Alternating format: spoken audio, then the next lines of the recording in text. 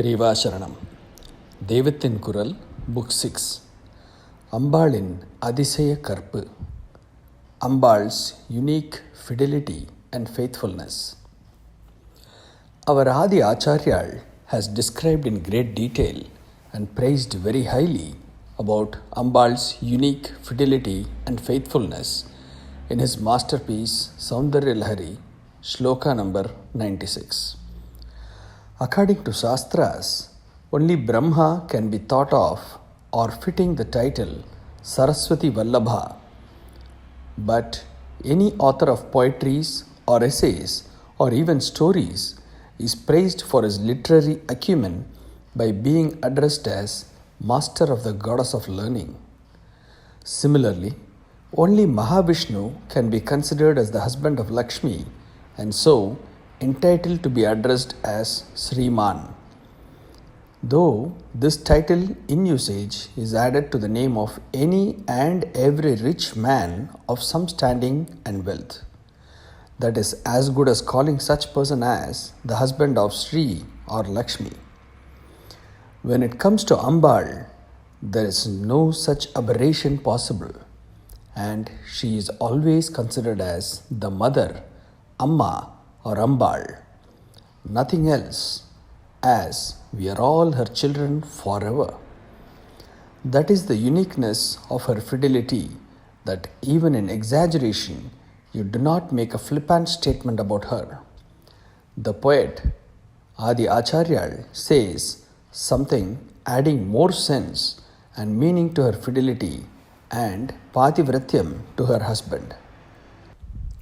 When the women are in the family way, they behave in a slightly abnormal manner due to some peculiar cravings during pregnancy known as masakkai in Tamil and dauhada in Sanskrit. Such a state is experienced by plants also, and peculiarly the answer to their problems also lies only with women. For example, the sesame plant flowers when a woman's glance falls on them.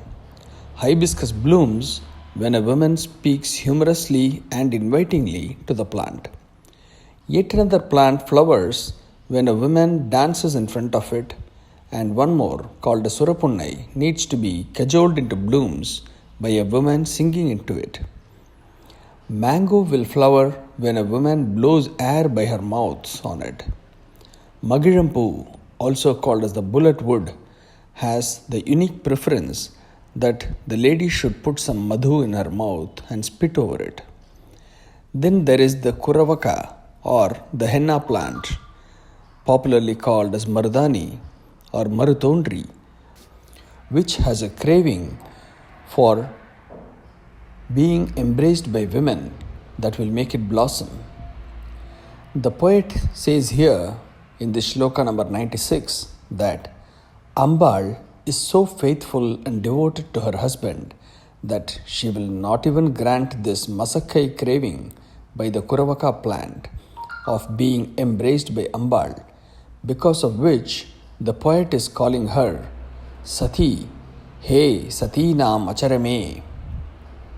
When somebody dies, the poem written on that person, like an obituary, is known as the Charma Shloka, something like the last few words said before parting with him or her forever. Here, the poet is first calling her as Sati and then says Sati Nam Acharame. The first word Sati is the name that she had as the daughter of Daksha Prajapati. Sat means truth and what is good.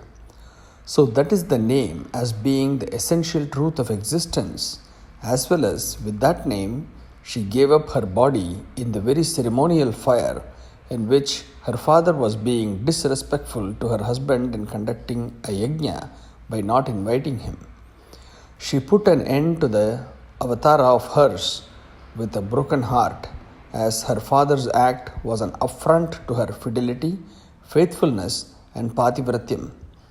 From that day, Sati, from being a proper noun, became a common noun indicating whosoever is ready to give up her life, if need be, to prove or assert her devotion and fidelity. So, when the poet says Satina Macharame, she is being addressed by this common name as the foremost among all wives who are loyal to their husbands. Charamam meaning the end, and Acharame meant the first, foremost, and endless. Remember the first sloka of Saundaryalahari, starting with Shivashaktya Yukto, which says, if with Shakti that Shiva is capable of many things, but if that Shiva is not with Ambaal, he is incapable of even the slightest movements.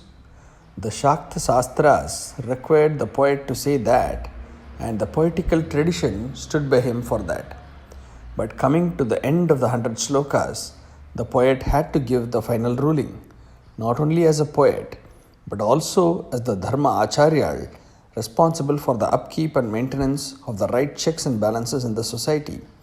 So, he has depicted Ambaal as one who could set all her wishes, whims and fancies as only secondary to her foremost priority interest area as her husband's well-being, comfort, name and position. Thus, she has been depicted as a Pativrata Shiromani, which is a gem amongst women who is extremely devoted to her husband. Periva Sharanam.